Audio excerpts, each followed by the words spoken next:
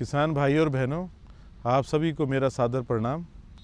आज हम लोग चर्चा करेंगे गेहूं में नाइट्रोजन का प्रबंधन और साथ में जल का भी प्रबंधन। आप लोगों को पता है कि इस वक्त आप लोगों की जो समय पे जो बिजाई की है आपने गेहूं की, वो लगभग आपकी 1.5 महीने की हो गई है। और जो आप लोगों ने लेट सोइंग की है, जिसकी जो लेट बिजाई की है, जो हम लोग अमूमन 15 दिसंबर तक करते हैं, उसका भी जो है लगभग आप लोगों का 20-21 दिन की जो है वो फसल होने जा रही है।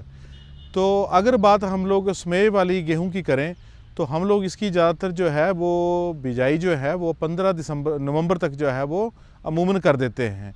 तो जैसे ही ये 21 दिन की क्रॉप होती है और वहीं ये जो हम लोग 15 दिसंबर तक जो देर वाली बीजने वाली जो किस्में हैं इनको बीजते हैं, तो जैसे ही आप लोग ये दोनों ये जो समयों की जो गेहूं है, जैसे आप लोगों की 21 दिन की या 21-22 दिन की हो जाती है, तो उस समय पे जो क्राउन रूट जो उसकी जो शुरुआत होती है, उस स्टेज पे जो है हमें पहली जल सिंचाई करनी चाहिए। और सिंचाई कितनी करनी चाहिए?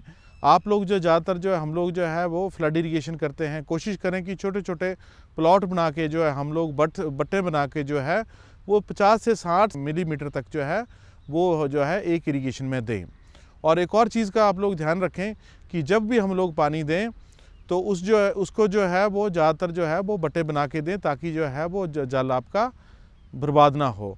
और जैसे 21 दिन के बाद जब आप लोग ये पहली इरीगेशन देते हैं, सिंचाई देते हैं, तो उसके बाद 3-4 दिन में जो है आप लोगों की जो है वो नमी धारण की क्षमता, फील्ड कैपेसिटी पे जब आपका खेत आ जाता है, या हम लोग जिसको बोलते हैं देसी भाषा में जिसको बोलते हैं हम लोग, जब ये बतरी में आ जाता है, उस समय जो है आप लोगों ने नाइट्रोजन की जो टॉप ड्रेसिंग का है उसका प्रबंधन करना है।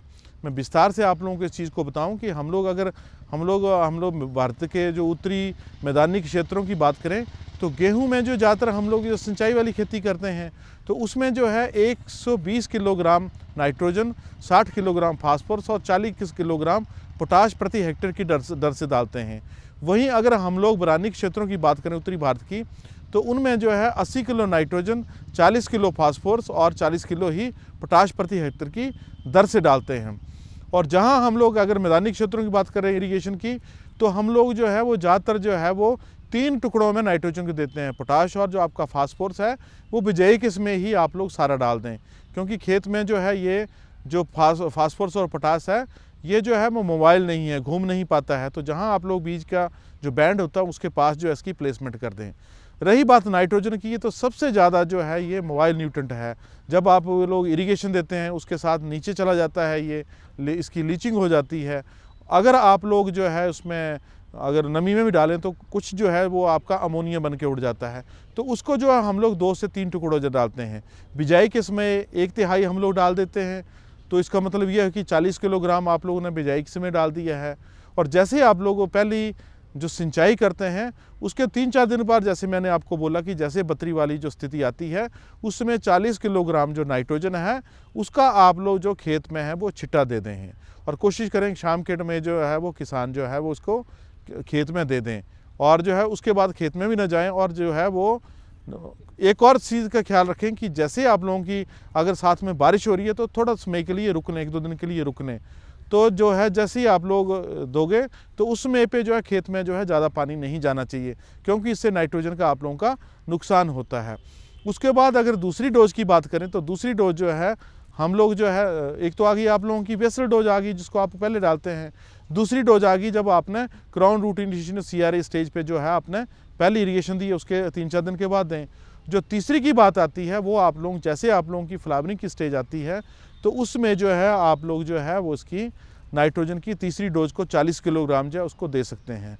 उसी तरीके से बरानी क्षेत्रों में भी आप लोग 2 या 3 टुकड़ों में दें। लेकिन बरानी क्षेत्रों में ये ध्यान रखना पड़ता है कि इसमें जैसे ही बारिश होती है उसके तुरंत बाद दें। कई बार ऐसे होता है कि 21 दिन या 27 दिन की जो बरानी क्षेत्रों में जो फसल हो जाती है उसमें क्राउन रूट की शुरुआत होती है, उसमें पे हो सकता है कि आप लोगों की बारिश ना हो। अगर आपके पास कहीं भी लिमिटेड इरीगेशन का सोर्स है तो या तो सिंचाई दें, उसके बाद जो है आप लोग उसमें नाइट्रोजन डालें, या थोड़ा सा इंतजार कर लें बारिश होने का। बरानी क्षेत्रों में ज़्यादातर हम लोग ये अनुमोदन करते हैं कि 80 किलोग्राम जो नाइट्रोजन है उसका 40 जो kg भाग है वो आप लोग बिजाई में डाल दें, और 40 जो है वो पहली इरिगेशन या बारिश होने के बाद डालें। तो किसान भाइयों, अभी मैदानी क्षेत्रों में बारिश हो चुकी है, उसमें जो आप लोग 40 किलो जो मैदानी क्षेत्रों वाली जो नाइट्रोजन है उसको आराम से आप लोग बेझिझक डाल सकते हैं। तो इस तरीके से आप लोग नाइट्रोजन प्रबंधन मैदानी क्षेत्रों में भी कर सकते हैं। रही बात जो 40 किलो आप लोगों का फास्फोरस और पोटाश था, जो मैंने शुरू में बोला कि 80 किलो नाइट्रोजन, 40 किलोग्राम फास्फोरस और 40 किलोग्राम ही जो पोटाश है, उसका जो 40 किलोग्राम फास्फोरस और 40 किलो पोटाश वाला जो हिस्सा है वो आप लोग बिजाई एक्सिस में ही डालें। तो इस तरीके से जो है आप लोग पोषक तत्वों का प्रबंधन कर सकते हैं और सिंचाई का प्रबंधन कर सकते हैं। जो सिंचाई के बारे में विस्तृत जो बात करने वाली है, किसान भाइयों, अगर आप लोग सिंचित क्षेत्र हैं तो उसके बाद जो अगर आपके पास 2 इरीगेशन अवेलेबल हैं तो आप लोगों की जो लेट ज्वाइंटिंग वाली जो स्टेज आती है उस पर करें हैं। 3 या 4 हैं तो आप लोगों को जो है वो टिलरिंग वाली जो कल्ले निकलने वाली जो स्थिति है उस पर करें और मिल्किंग स्टेज भी करें। अगर आपके पास 5 इरीगेशंस हैं तो पहली जो है आप लोग जो है CRI स्टेज पे करें, दूसरी जो है आप लोग जो है लेट आप लोगों की टिलरिंग वाली स्टेज जो है कल्ले निकलने वाली स्टेज है उस पर करें, और जो तीसरी है वो आप लोगों का है मिल्किंग स्टेज पे करें, आप लोगों को डो स्टेज पे करें। इस तरीके से 4-5 इरीगेशन जो है आप लोगों की पूरी फसल के लिए काफ़ी होती हैं।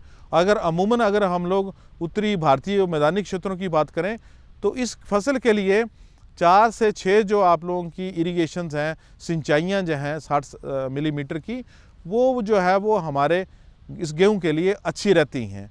पोषक तत्वों का प्रबंधन भी आपका अच्छा किया होता है। तो इस तरीके से जो आप लोग जो है, चाहे वो समय पे बीजने वाली गेहूं है, चाहे वो आप लोगों की लेट बीजने वाली गेहूं है, उसमें अच्छी पैदावार आ जाती है। किसान भाई, अगर पोषक तत्व प्रबंधन की बात चली है तो मैं आपको एक और चीज़ बताना चाहूँगा कि हमारे उत्तर भारतीय मैदानी क्षेत्रों के जितनी भी जो मिट्टियाँ हैं उसमें जिंक की कमी है, और हम लोग ज़्यादातर क्या करते हैं कि धान और गेहूँ फसल प्रणाली का ही हम लोग जो है वो उसको अपनाते हैं ज़्यादातर किसान भाई। तो वैसे जो आप लोगों का धान है वो इस पोषक तत्व के लिए ज़्यादा ही सेंसिटिव है, गेहूं में भी इसकी कमी आती है। इससे क्या होता है, आप लोगों का जो है क्लोरोसिस हो जाती है, पत्तियां सूख जाती हैं, छोटी रह जाती हैं, स्टेम आपकी छोटी रह जाती है। तो इस चीज़ को अगर रोकने के लिए आप लोगों को जो है जिंक सल्फेट का आप लोग एक पर्णीय स्प्रे, जिसको हम फोलियर स्प्रे बोलते हैं, वो भी कर सकते हैं। उसके लिए क्या करना है, आप लोगों ने 0.05% आपने जिंक का घोल करना है। उसके लिए क्या करना है, आप लोगों ने 5 किलोग्राम जिंक सल्फेट लेना है और आपने 2.5 किलोग्राम जो है वो स्लेक्ट लाइम वो लेना है, और उसको 1000 लीटर में आपने पानी में जो है ढंग से मिक्स करना है। और 1000 जो लीटर जो पानी में मिक्स किया आपने, उसको जो है आपने 1 हेक्टेयर जो गेहूं का जो क्षेत्रफल है उसमें आपने इसको स्प्रे करना है। इस तरीके से जो आप लोगों की जिंक की जो कमी है वो भी पूरी हो जाती है, और आप लोग जो एक अच्छी फसल जो है वो गेहूं की ले सकते हैं। तो इसी के साथ किसान भाइयों, आप लोगों का धन्यवाद, और मुझे उम्मीद है कि आप लोग जो है मेरे द्वारा जो भी बताई गई पोषक तत्वों का प्रबंधन है, नाइट्रोजन का प्रबंधन है या जल प्रबंधन है, इसके ऊपर आप जो है आप लोग ध्यान से जो है वो अपने खेतों में जो है इसका उपयोग करेंगे और आप भरपूर फसल गेहूं की लेंगे।